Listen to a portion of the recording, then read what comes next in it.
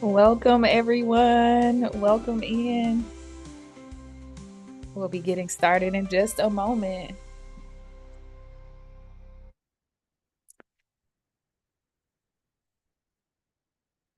Welcome, everyone. It is so good to see you all, to see your names on the screen. But I want to welcome you all to our Soul Care Warmth and Wellness, an annual soul care that we do during the holiday season, just to have an opportunity to gather together, to have a moment to pause, to process, and to care for ourselves during the holiday season. I'm so glad that you are here and just excited for our evening of practice and music and poetry and learning about some wellness tools that we can use over the next few weeks. My name is Reverend Jocelyn Spence, and I serve as the Director of Mental Health and Wellness for the National Benevolent Association of the Christian Church, Disciples of Christ. And tonight I am joined by Reverend Dr. Ray Kareem, Reverend Lee Ivy, Reverend Cameron Cunningham, and Reverend Kristen Peters. As we get started, I would love for you all to share in the chat where you're joining us from and what you are looking forward to in our night here together. And so if you can just drop in the chat where you're joining us from. We would love to see where you're joining us from. We encourage you also to grab your favorite mug as something soothing to sip. I have my tea here with me and a cozy chair wherever you are for this evening of just being together and practicing some wellness tools. I encourage you also to feel free to take notes on any practices and write down any reflections that you have. Please feel free to share in the chat any reflections that you have as we move through our time together. And so, as we've come here, holding this time as the National Benevolent Association, we are a general ministry of the Disciples Church, and we collaborate with leaders and with health and social service organizations to strengthen and transform communities through compassion, healing, and justice. NBA provides education, companionship, inspiration, and resources for organizational and leadership development for health and social service ministries. And all of our work is grounded in our historic mission of justice and advocacy. And I'm excited and honored to lead this mental health and wellness work focused on creating communities of compassion and care with an integrated vision of wellness that prioritizes a holistic approach centered in justice, equity, theology, spirituality, and clinical awareness. We do this work by providing care in the focus areas of leadership wellness and corporate health, mental health justice and wellness equity, crisis care and support, and integrated wellness support. I'm so grateful for our partners, specialists, and our mental health equity cohort for assisting us with this work throughout the past year. Please know as you watch that this soul care experience is being recorded and it is being live streamed on our YouTube channel. So shout out to those who are joining us on YouTube. And this will be available for future viewing on our NBA website, nbacares.org, and our YouTube channel.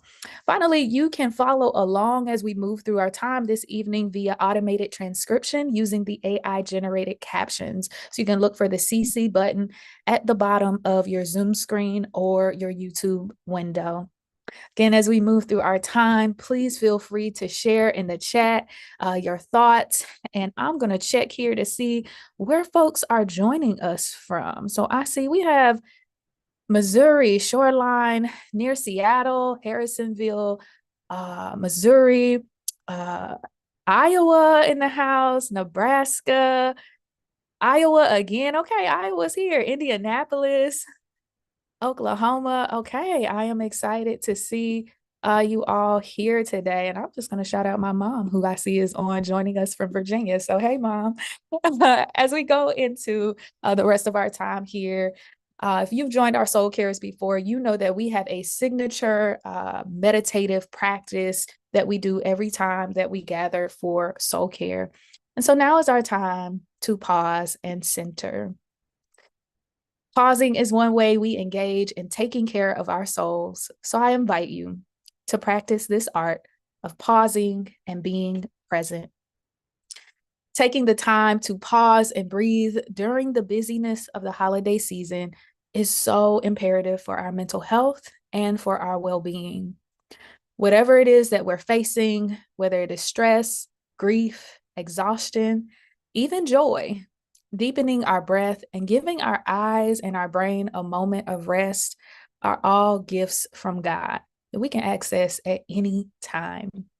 So, wherever you are, I invite you here to close your eyes. And if you cannot close them, or you don't feel comfortable closing them wherever you're joining us from, you can just lower your gaze and find a spot on the floor in front of you and just breathe.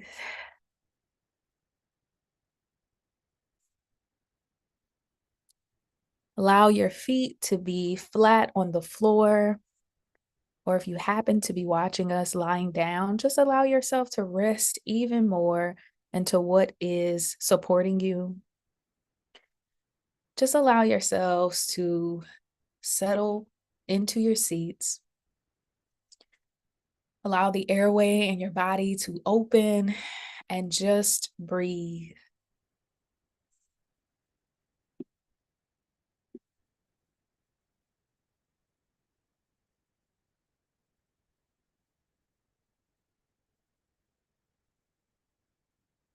As you breathe, try to gradually slow your breath and notice your heart rate slowing its pace. As you breathe in and out, notice your body softening.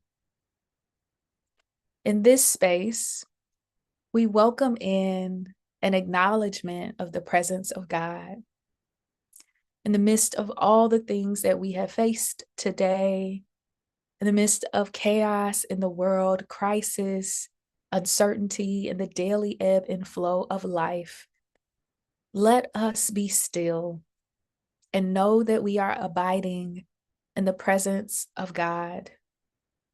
Let us be reminded of the breath that sustains us, the winds that guide us, and the source that connects us, even in the middle of being in separate spaces joined together by Zoom tonight. And just breathe.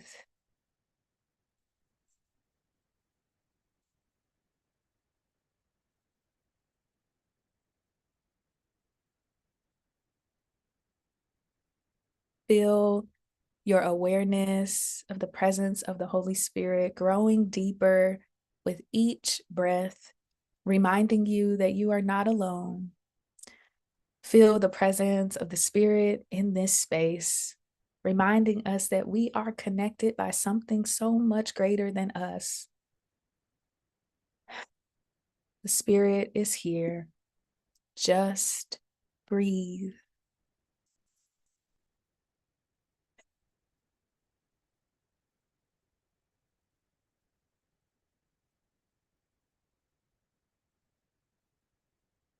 As we carry a myriad of emotions and experiences each holiday season, this one may be the same as the one before, it may be different this time around.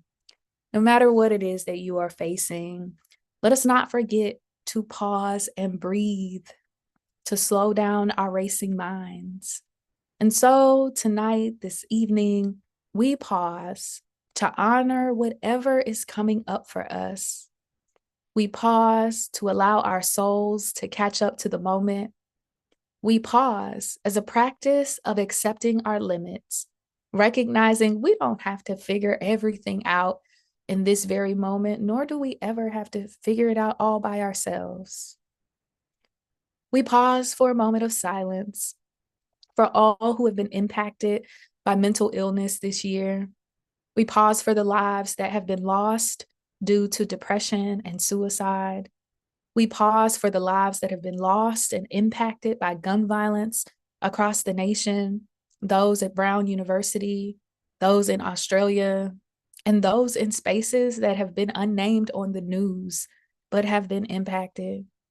We pause for a moment of silence for all who are impacted by the genocide and violence across the globe. We pause for a moment of silence for all lost and impacted by financial and political shifts. We pause for a moment of silence for those who are living with fear of what is to come in 2026, fear of what is to come tomorrow. We pray for every family that they will have safety. We pause for a moment of silence for the lives we have lost in other ways and for those who are carrying grief of all types. We pause for everyone who's joining us tonight and for those who were unable to make it and for all that they are carrying. We pause to make room for the Spirit to ground us in a place of care. So let us pause for a moment of silence.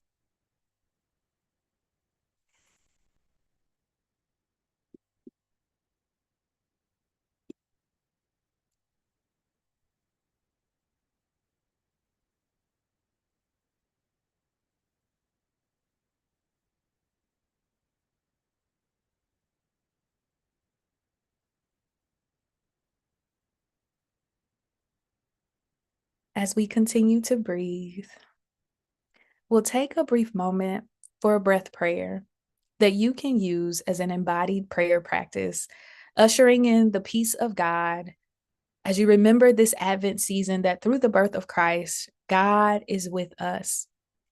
In Matthew chapter 1, verse 23, it tells us that the virgin will conceive and give birth to a son, and they will call him Emmanuel, which means God with us.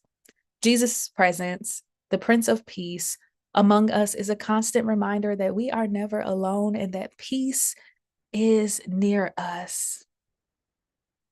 So as we breathe 3 times, deep inhales and exhales, I invite you as you breathe in to say to yourself, Emmanuel, God with us. Emmanuel, God is with us. Emmanuel, God is with us. So let us breathe in deeply and exhale. Breathe in deeply. Emmanuel, God is with us, and exhale. Last time, breathing in. Emmanuel, God is with us, and exhale. Invite you here to wiggle your fingers and toes and just sway from side to side in your seat, bringing gentle movement into the body. And when you are ready, just slowly blink your eyes open and take one last deep inhale and exhale a sigh. And you're invited here to share in the chat if you would like, how that centering soul care felt for you. I know some folks probably needed a deep breath to just exhale everything that you have carried throughout your day. So if you'd like to share in the chat, please do so as we transition to hearing from our guest of the evening. I'm so excited to introduce our first 2 folks who will share with us. Some of you who are here may have just been with us in our inaugural Blue Service gathering, our Blue Christmas Service gathering, which was a beautiful time led by Reverend Dr. Ray Kareem and Reverend Lee Ivy. And I just want to introduce them first, and then we'll hear from them. I believe they got some words of poetry and some hope and tips for any holiday grief that you all might be carrying. And so let me introduce Reverend Dr. Ray Kareem is a creative thought leader and visionary with a gift of words. Ray pours lived experience into her work, and this gift allows her to be an Amazon best-selling author, sought-after writer, poet, and speaker. She is a 2-time history maker as the first woman and person of color to plaster non-Black churches in Indianapolis, Indiana, and Honolulu, Hawaii. Ray is also a certified grief coach and founder of Good Grief Now, a national 501c3 and full-service grief support organization that helps grievers successfully navigate their grief journey and helps grief supporters be effective and efficient in their efforts. And all she does, Ray empowers and transforms lives and is committed to ensuring she ignites courage on purpose for purpose. Ray was also a member of our 2024 Scent cohort, and she has been a longtime partner of our mental health and wellness work here at NBA and beyond mental health and wellness, has participated in so many things with us at NBA. And so we're grateful to have Reverend Dr. Ray Kareem with us. I'm going to introduce Reverend Lee Ivy. Reverend Lee Ivy is a licensed mental health counselor, associate, board certified sexologist, and ordained minister in the Christian Church Disciples of Christ. With a multidisciplinary background spanning clinical counseling, pastoral care, and higher education, Reverend Ivy integrates faith and mental health to support individuals and couples navigating complex emotional and relational challenges. Reverend Lee's professional roles have included professor, family advocate, hospital chaplain, and workshop facilitator. His clinical interests include trauma, grief and loss, church-related harm, generational healing, microaggressions, and sexual wellness. Through counseling, consultation, and conference engagement, Reverend Ivy is committed to fostering spaces where individuals can explore their experiences with honesty and dignity. And Reverend Lee Ivy was a speaker at our 2025 Mental Health Professionals Conference and a member of our recent Mental Health Equity cohort. So we welcome you, Reverend Lee, and I'm handing it over to y'all to take care of the people.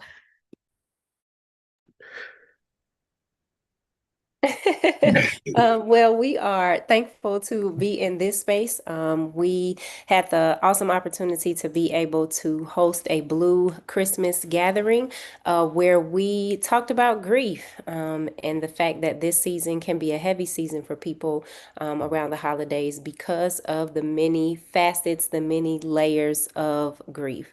And so, to that end, recognizing that this is about soul care, I am going to share a few poetic words, if you will, and offer a couple of ways that we can navigate this space as we care for our souls. And then I am going to hand it over to my dear friend, Reverend Lee.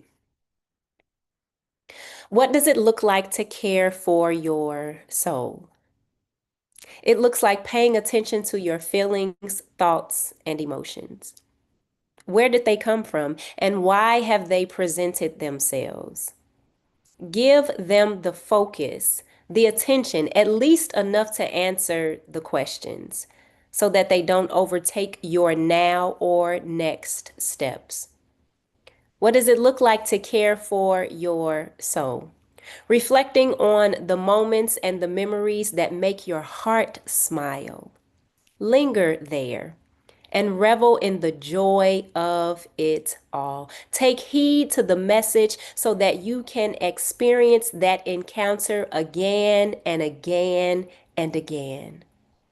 What does it look like to care for your soul? Being courageous enough to care fully and lovingly for you.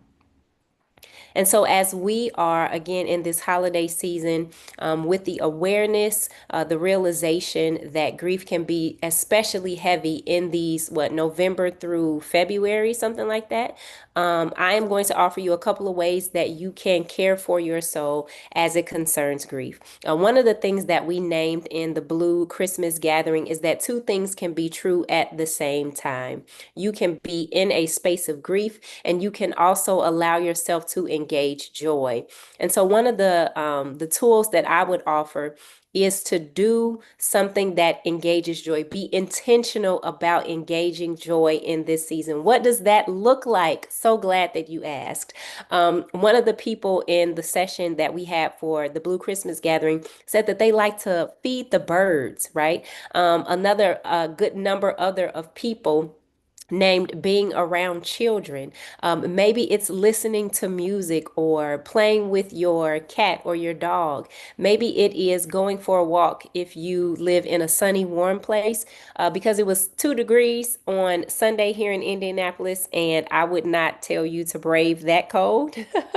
But maybe it's being in nature in another way, or cooking your favorite meal, or watching a movie, going out with friends. As Reverend Jocelyn Jocelyn named at the beginning, that you could grab a cup and have something warm to sip, right? So, whatever that looks like, I encourage you to be intentional about engaging joy.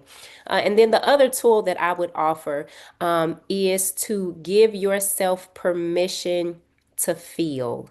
A lot of times we find ourselves in spaces, especially when grief is present or when we are experiencing grief, where we don't want to be the person to take away the life of the party, or we don't want to be the person that's down all the time, or whatever that may look like. We are human, and as being human, we are going to feel, and we have to give ourselves permission to feel, so that those feelings don't get stuck and that they don't cause us to get stuck, but allowing ourselves to be able to release them so that we can move not only further along in the grief process or the grief journey, but allowing ourselves to not only care for our souls, but to be able to live our lives as fully as possible.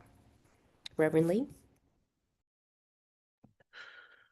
Beautiful ones. And I'm grateful for those pieces that you named. You also caused me to get a little hungry, talking about preparing your favorite meal as an act of caring for the soul. Come on, somebody. I'm about to probably hook up some lasagna here. So just putting that out there. Um, but as I think about soul care, my brain does a lot with that language. It in this for this moment, it caused me to think about soul repair. And I got to thinking about what does it look like to repair the soul as an act of care in this season. And so it just made me think about how many different ways that we are fragmented, how many different ways that we've, as an act of survival, we have split off parts of the self so that we can continue to get the things done that we. Now maybe I need to break that language down a bit. Let's schedule a session. No, but what I'm saying, I came across this language though, and I want to share it with you from a book called Black Liturgies, Cole Arthur Riley. Um, and here's what the language says: Are you sure, sweetheart, that you want to be well? Just so's you're sure, sweetheart, and ready to be healed, 'cause wholeness is no trifling matter. A lot of weight when you're well. That's by Tony Cade Bambara. And that language is quite significant because uh, it is sometimes comfortable to be right where we are. And as we think about caring for the soul, like incumbent in that is an invitation to a little bit of discomfort. Okay. And so if we are giving ourselves permission to be a little bit uncomfortable sometimes, to ask ourselves what our soul needs to feel cared for, that might mean doing something that we're not used to doing. That might mean taking a different way uh, to the places that we're going than we would normally go, eating a different food, trying a different activity, which might invite a little bit of discomfort, and sometimes a lot of bit of discomfort. But it's all in an effort.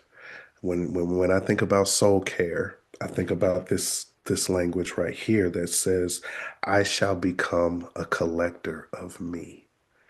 I shall become a collector of me. I shall become a collector of me and put meat on my soul, by Sonia Sanchez.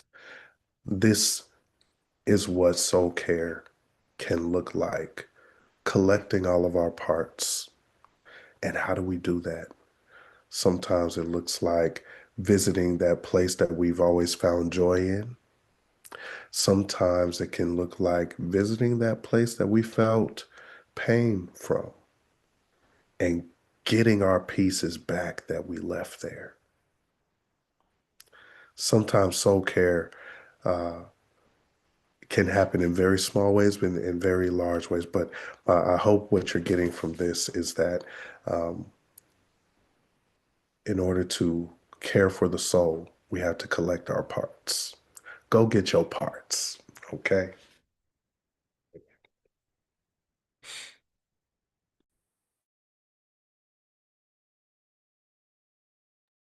Thank you, Dr. Ray. Thank you, Reverend Lee, for offering the people some words around grief, around collecting ourselves, right? Which is a major part of grief work and my thoughts of being aware of ourselves and how we're feeling and what we need, right? And putting ourselves together. Another thing that I heard from just listening to the two of you is that reminder to people that it's okay to be in pieces during the holiday season, right? And that we don't have to make ourselves appear that we have it all together or we're well because it's the most wonderful time of the year, as the song says. Sometimes it doesn't feel like the most wonderful time of the year, and it's okay. And you can take your time in 2026 collecting your pieces and just holding them near. So thank you both for your words. So grateful to have you all here. We are going to shift now, y'all, to something fun. We are going to do a dance and stretch break where some music's going to come on, and we encourage you to get up in your space, move, take a moment to stretch. You might just stretch your arms out at your side. You might just walk around.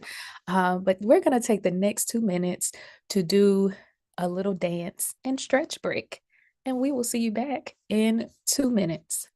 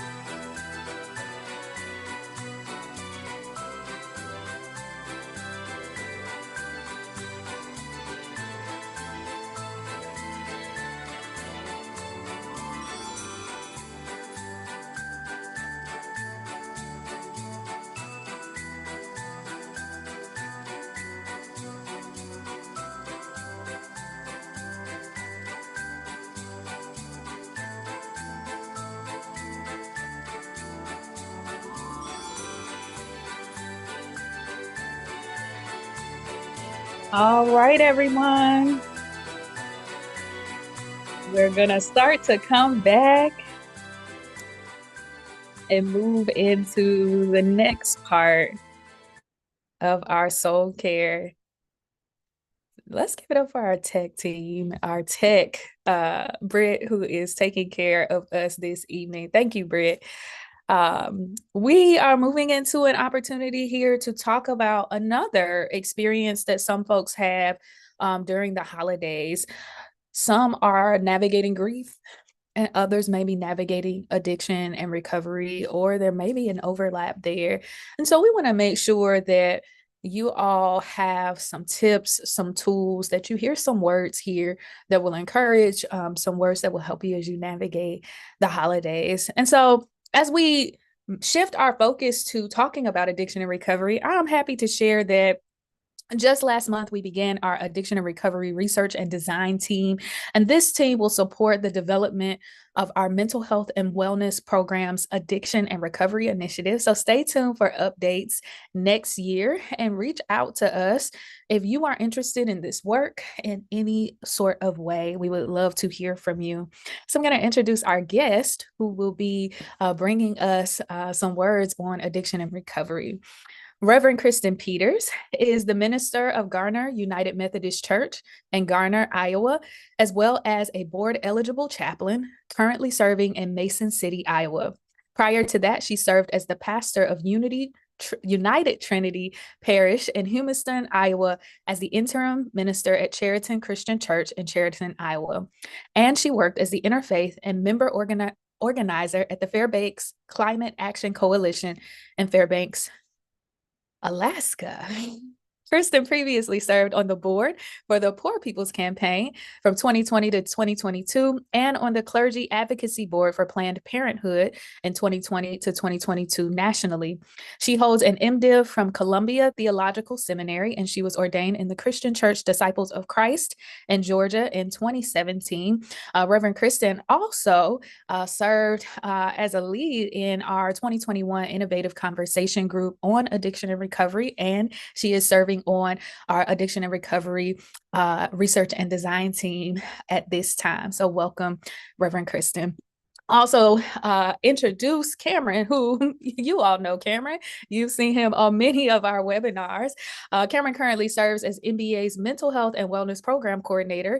He is a dedicated clergy, religious educator, and social advocate with a strong commitment to building faith communities and advancing holistic and social equity. His work is driven by the belief that faith can serve as a catalyst for creating and nurturing strong, unified communities. He brings exceptional dedication and meticulous preparation, working at the intersection of faith and mental health, as he has collaborated with Substance Abuse and Mental Health Services Administration and the National Institute on Drug Abuse to further enhance his expertise in addressing mental health and substance use disorders within faith communities. Kristen and Cameron, I will hand it over to you to share with us on those who are navigating addiction and recovery during the holiday season and those who are supporting them. Hi, everyone. Thank you for having me today. I'm Kristen Peters, and I just wanted to share a little bit about my experience and some things that have worked for me during the holiday season. A lot of folks who have dealt with or struggled with substance use find that their family system of origin may not be the most welcoming place to go back to in early sobriety or in a time or period where they're trying to maybe discern how big of a priority drinking or using drugs has taken in their lives. And so a lot of times family can be a really difficult place to go. I always say that, like, they installed the buttons so they know where they are and how to push them, right? Even if we love them very much.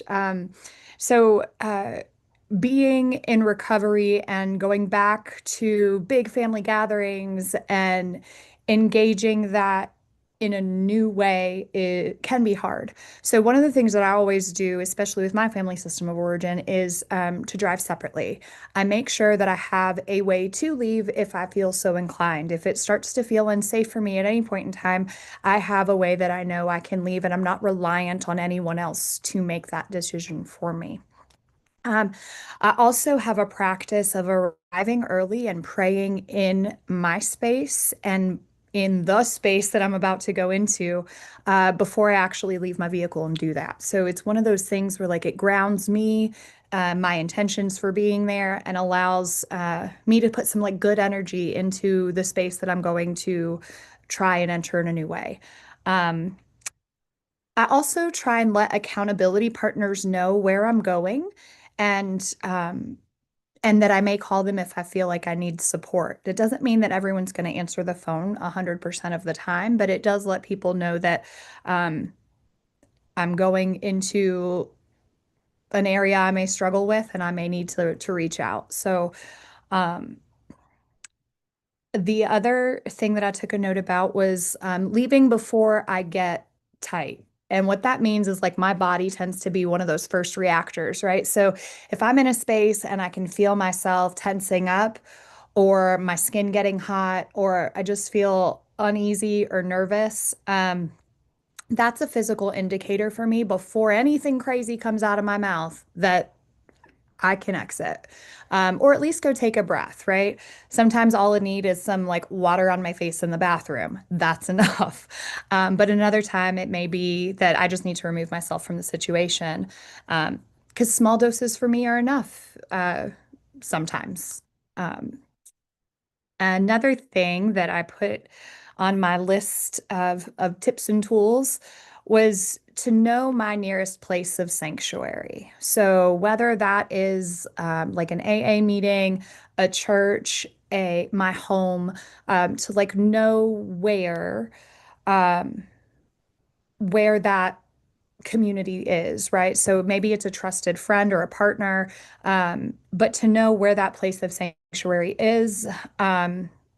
Nearest to that family gathering, right? So if I'm an AA member, I might go to an AA meeting that's around that area, um, following the gathering with my family.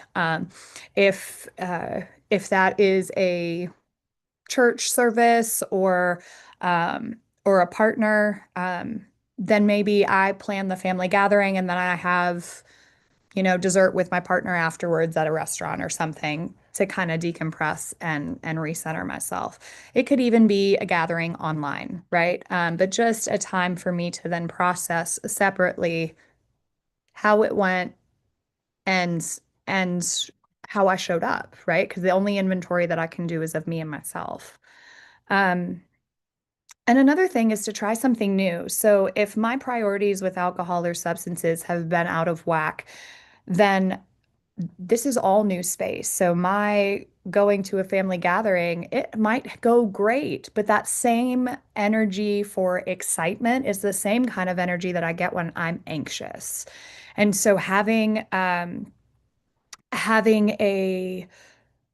new opportunity to engage in something that I haven't done before, with clarity of thought and mind, and maybe a new tradition to introduce, is worthwhile too. So I mean, there's the sky's the limit. You just throw spaghetti at the wall. This could be going ice skating and drinking hot cocoa, right? Like it could be as simple and as innocent as that. And, maybe that's something we've only done on Hallmark movies, but it might be something worth doing now because I can and I want to. So just find something new to do for your holiday season and make it yours. Um, And then when I do retire at night, just prayer and meditation before bed and doing a nightly like inventory of how that went. My day. Was I resentful? Was I fearful? Um, did I experience guilt or shame? Do I owe an amends to somebody else? Um, and if so, I take care of that stuff right away as fast as I can. Um, And in addition to like driving separately, is to have a backup plan, right? It may not go well, and that's okay too. But what's awesome about my new state of mind is that I don't have to stay in a toxic situation anymore. I have power and agency, and I can choose to use it. Um, and that's very healthy. And a lot of times, a family system expects you to operate how you always have. And so if you show up new, you throw like a wrench in the gears and they lock, they tighten, they don't like it, and they'll try to expel you, right? So, um, something that you can do to take care of yourself is to have a plan B, right? What fun movie is showing in the theaters if that gathering does not go well? And it would still be a fun thing for you to do, but it doesn't require anybody else. Um, so have a backup plan and then your way to leave as well. Um, And then a couple things that I do also is to like, so especially around Advent time, I have an Advent devotional. Also have a recovery devotional. There's an Al-Anon devotional that's great. It's called Courage to Change. And then this is a United Methodist Upper Room devotional. But I keep little pocket devotionals in my car, just like in the glove box. And so if I need a little hit and reminder and I'm not fully creative or feeling my best, it's for me good to turn to something that's concrete. Um, so having a devotional and then using recited prayers from memory, like the Serenity Prayer, um, breathing God in, breathing me out, the Lord's Prayer. And I also have this prayer that I took from the seventh step of the Big Book of Alcoholics Anonymous, and it says, God, remove this fear and direct my attention to what you would have me be. So those are kind of my like mantra prayers that I turn to when I'm feeling not right or within myself. So yeah, just pocket prayers, meditation and prayer before going in, having accountability partners, trying something new, um, have a reliable way to get there and to leave. Um, and most of all, like the way that I enter a space and feel about alcohol and drinking and using during a holiday gathering, it takes like a way much bigger piece of my brain than it does anybody else's. So everyone else is not paying attention to what I'm drinking or how much I'm drinking or um, needing to get wasted. Like that is not on everybody else's radar most of the time. But it was on mine almost all of the time. So, you know, if you're nervous about going to a holiday party or colleagues noticing that you're not participating in the drinking, you know, that stuff tends to take up a lot more of our headspace than it does other people's. And what I find is most people, if you say, I'm just not drinking tonight, it's no big deal. Very few people are gonna push on that. Um, and it might be an opportunity for further conversation later too. So that's all I have tonight. Thanks, Cameron. Thank you so much. Thank you so much. Powerful words. And I think you help hold beautiful space tonight that the holidays are beautiful, but they can be amplifying. So they can bring joy and connection, but they also can amplify and surface grief, stress, temptation, struggle within family structures, family dynamics. So I appreciate the naming of how it can even be a mixture of all at once. So thank you for speaking and showcasing compassion for people. I want to offer a few additional groundings, some practical reminders for both those that are in recovery and for those that are walking alongside and supporting loved ones, friends, family in recovery as well. Um, One of the most important truths I want to name is permission. You have permission to prioritize yourself. And as one who looks at the journey of recovery as not a selfish journey, but as one that is a sacred journey, a walk with God. I want to submit that during the holidays when there is pressure to show up, to be who you once were and expected to be, to explain yourself to everyone, to even push past your own limits for the sake of, family, whatever it may be. I want to just remind you tonight that if you need the language, here it is. I'm only going to be stopping by briefly. Or even as Reverend Kristen said, this year I'm trying something different. That's okay because ultimately you don't know anyone access to you if it is going to be at the expense and cost you your well-being. So I think centering your own personal well-being and understanding that at all times you do have the permission to prioritize yourself is foremost the most important truth. I also would submit that in this holiday season, that there is a proclivity to just go through this season and just kind of take the day by the day. But I believe that there is a joy and there is a sheer benefit in planning for care of self. So, as Reverend Christian said, knowing who to call, actually setting time where you can earmark time to just step away, and then having ways where you can ground yourself when things feel heavy.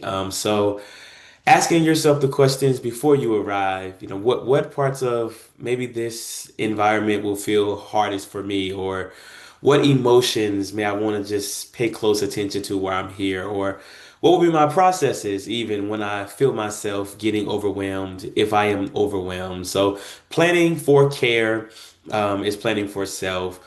And then I will also say this, recovery is built and it is a thriving lifestyle on rhythm. It's, small wins every day. And again, this holiday season can feel disruptive to routines, to rhythms. So I encourage you to still just flow into the practice of small practice matters. So make sure you're still eating regularly. Make sure you're still getting outside. Make sure you're still being connected to your safe space because it doesn't, again, require a perfect routine, but it is these one or two anchors that will continue to remind your nervous system when there may be a disruption to this routine that you're safe and that you're supported and that you're winning daily, just as you were before we entered into this Advent season. And I do also want to close by giving just a supportive tip for those that may be supporting someone in recovery. And that is that your role is presence, not policing. It's very clear, and I think it's something that should be stated. We cannot control a person's recovery because it's not our responsibility to. So we support, and that doesn't mean we have to walk on eggshells or sacrifice our own well-being, but it looks like listening more than trying to just fix. And sometimes it's making sure that before we say good words, that our presence speaks the words. Respecting boundaries, even when they may seem or present to be uncomfortable. And then naming care without shame or pressure. So really naming that care, because sometimes the most loving thing that you can say is, I'm here for you no matter what." And that's the most supportive thing. So wanted to share those things. And as we move deeper into this holiday season, it is my prayer, that we would choose compassion over the pressure and even care over performance. So whether you're in recovery or supporting someone who is, may you know that rest in this season is allowed, and may you welcome all the help coming your way and see it as holy and see yourself as not alone, because Emmanuel is surely with us. So thank you.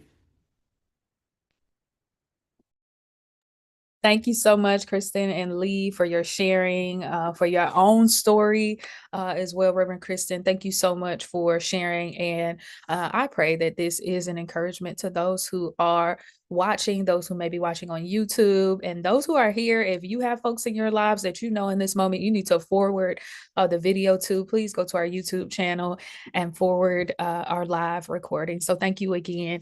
And we look forward to all of the addiction recovery resources that we will be building together in the new year. So thank you both for sharing.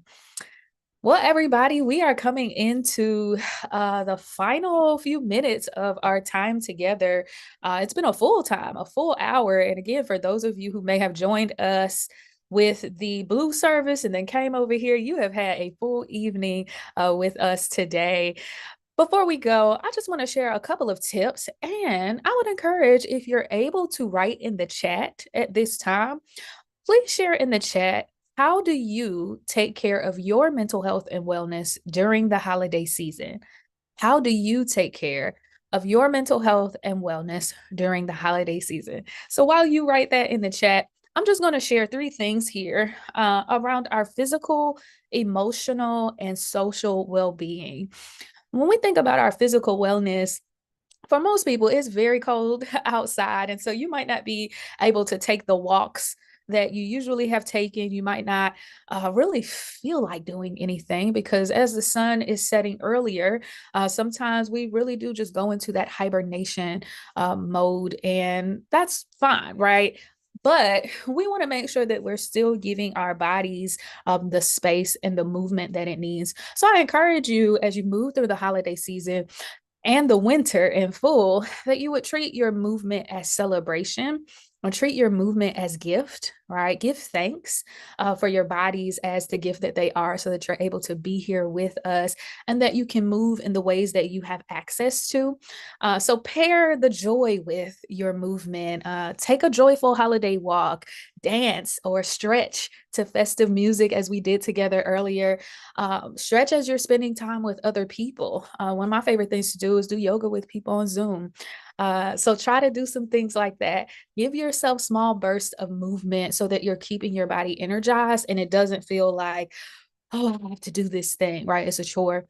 With our emotional wellness, if you have not seen the Feelings Wheel, I would encourage you to take a look at feelingswheel.com. That Feelings Wheel is always there, is the perfect website so that you can remember that. And I would encourage you to take time to pause because, as we said earlier, sometimes the holidays can be busy. And for people who it's not actually busy for, sometimes we can get wrapped up in other people's busyness. And so be intentional about pausing for presence during the holiday season. Before you're going into gatherings or busy tasks, just pause and take a few breaths, as we did today, and check in with how you're feeling. And the feelings wheel can help there because there are so many feelings. And sometimes we cannot find words for how we're feeling. But if you can look at a resource such as that, it can really be helpful to bring a name to some of the feelings. And here's where I do also want to say that we feel many things at one time. And to remind yourself as you're going through the holidays, it's okay. Right. We've heard from all of our guests tonight who spoke on a variety of feelings that people can have during the holidays. And I just hope that you are able to just pause, breathe, and acknowledge how you're feeling. When we're able to name our emotions, it will help us to stay grounded and help us to respond with more peace and kindness, not just to other people, but we think about how we're responding to ourselves in those moments. And then finally, well, let me say one more thing about emotional wellness. Don't forget to go to your appointments. During the holiday season, hey, I'm a therapist. We got therapists on the call with us today. And sometimes, therapists, they take their pauses during the holidays as we need to. But try to make sure that you are being intentional about talking about how you're feeling as well, not just checking in with yourself, but then sharing that. So if you're able to meet with your therapist over the holiday season, please do so. If not, if there's somebody that you trust, a trusted friend, please do connect with them and share with them how you are feeling. Okay. And then finally, with our social wellness, which really kind of connects with what I just said, being able to share with people who you trust and spending time with people that you care about and people who care about you. So with our social wellness, there's two pieces here where we can choose to experience joy with people who fill us up. And then on the other end, you want to have some boundaries where you give yourself permission to say, I'm not going. I don't want to do that. Make sure that you are creating space to rest during the holidays. For some folks, you get to have a couple of days off from work and be intentional about how you utilize that time. You may have to invite other people in your home into a rest practice that, hey, we're all gonna rest today and this is what we're gonna do. On our YouTube channel, we have 2 quarterly rest practices that we have done. We did one on December 1st and one in August, and so we have rest practices there. You can go to our YouTube channel, pull that up, and do that together as a family or a group of friends together to make sure that you are practicing getting your rest so that your mind, your body, and your spirit can be renewed and restored. I hope that those tips are helpful for you all. Please do reach out to let us know how you've used any of the tips and tools that you've heard of this evening with us. This sort of space is so important to do every holiday season because according to a survey, the National Alliance on Mental Illness reported that approximately 24% of people with a diagnosed mental illness find that the holidays make their condition feel like a lot worse, and 40% of them somewhat worse. And so, as we know, the holiday season can be stressful, especially for those who are already experiencing a mental illness such as depression and anxiety. Gathering together for some soul care is a priority. Sometimes all you need to do is just be together. So I'm grateful that you joined us tonight. Tonight we did a few things to take care of our well-being, from having shared space to doing rituals of peace and spiritual practices of prayer and release. We did our centering. We breathed together. We affirmed and we remembered during our time that God is with us. And so I pray that you continue to use the relaxation techniques to ground and center yourself daily, that you take time to dance and listen to music and stretch, that you listen to poetry, write poetry yourself, acknowledge the grief that you carry, and take care of yourself and those who might be experiencing addiction and recovery. I pray that these tools are helpful to you. The NBA also offers mental health and resources, including resources on coping with difficult emotions. You can find all of our mental health resources on our website at nbacares.org/mh resources. And if you know someone who is having a mental health crisis or thoughts of suicide, or if it's you, please reach out to crisis services. They are completely free, confidential, and anonymous, available 24/7, 365. In the US, you can dial 988 or text HOME to 741-741. And in Canada, you can call 1-833-456-4566 or text 45645. As we prepare to leave this space, I see here in the chat, watching Christmas classics, playing, dancing to Christmas songs, Advent wreath lighting, and prayer with family, arts and crafts with kids, prayer, meditation, and daily devotionals as some things that are helpful to be well during the holidays. So thank you for sharing in the chat. In closing, I just want to thank our guests one more time, Ray, Lee, Kristen, and Cameron. We are grateful for your work and honored by your presence here tonight. Please, for those watching, remember that this is recorded and it will be on our YouTube channel. So you can return at any moment that you need to in order to care for your soul throughout the holiday season and share with others. Please do go to our site and our social media to see our holiday wellness campaign for additional wellness tips and practices. We've had some posts up on our social media and website. We also have a lot of events coming up in 2026. So please sign up for our newsletter to be involved and stay informed of our work. Our next webinar is less than a month away on January 15th on being well. And it is actually an 1.5-hour workshop. So we hope to see you there to get some tools to stay well as you begin the new year. On our website, there's some check boxes that you can do when you go to the newsletter tab to let us know you're interested in our mental health and wellness topics.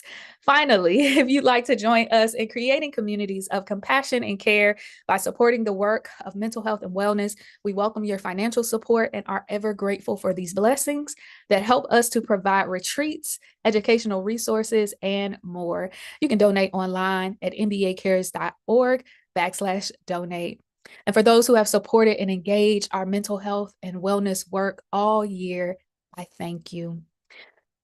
Let's take one final deep breath, breathing in and exhaling. As we leave this space and you move throughout the rest of Advent season, I pray the God of hope fills you with all joy and peace in believing, so that by the power of the Holy Spirit, you may abound in hope. May your heart truly continue to be filled with hope, love, joy, and peace this season. I pray that you know you're loved and cherished by God and by others around you, that you have all that you need and remain comforted with the warmth of compassion and support of community. I pray you remember that God wants you to be well, not just so you can serve this holiday season, but because God loves you and sees you as good and is gifting you with rest and wholeness this season. May peace be with you. Have a good night. Merry Christmas, happy holidays, happy Kwanzaa, happy New Year, whatever your celebration is. Grace and peace be with you.